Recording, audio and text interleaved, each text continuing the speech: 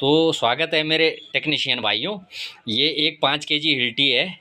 इस तरह से ये 5 केजी एक हिल्टी है। ये जो इस तरह से हिल्टी मशीन होती है, इस तरह से होती है 5 केजी, और इस तरह से 11 केजी ये बड़ी वाली हैं। तो ये हमारे पास बनने को आ रखी हैं। तो हमने ये 5 केजी को वाली हिल्टी को बनाया है। तो इसका दोस्तों वाइंडिंग, आप 2 पोल की मोटर होती है और वाइंडिंग तो आप कर लोगे, लेकिन सबसे इम्पोर्टेंट होता है हमें इसका डायरेक्शन समझना कि ये बनने के बाद किस डायरेक्शन में चलेगी।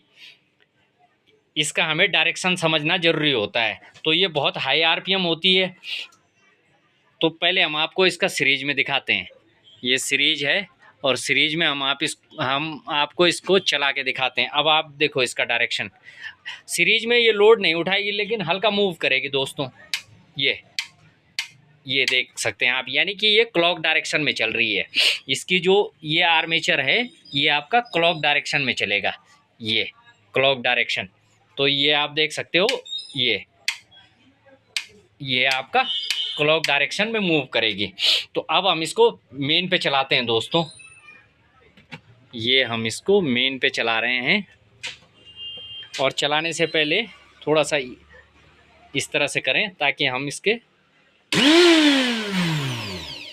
ये आप देख सकते हैं बहुत ही फर्स्ट क्लास चल रही है। और इधर से भी दिखाएं, थोड़ा इसे लिटाओ सुनिए। अब यहाँ पे देखें आप इसको कि स्पार्क हो रहा है या फील्ड आर्मेचर सही काम कर रहे हैं कि नहीं कर रहे हैं।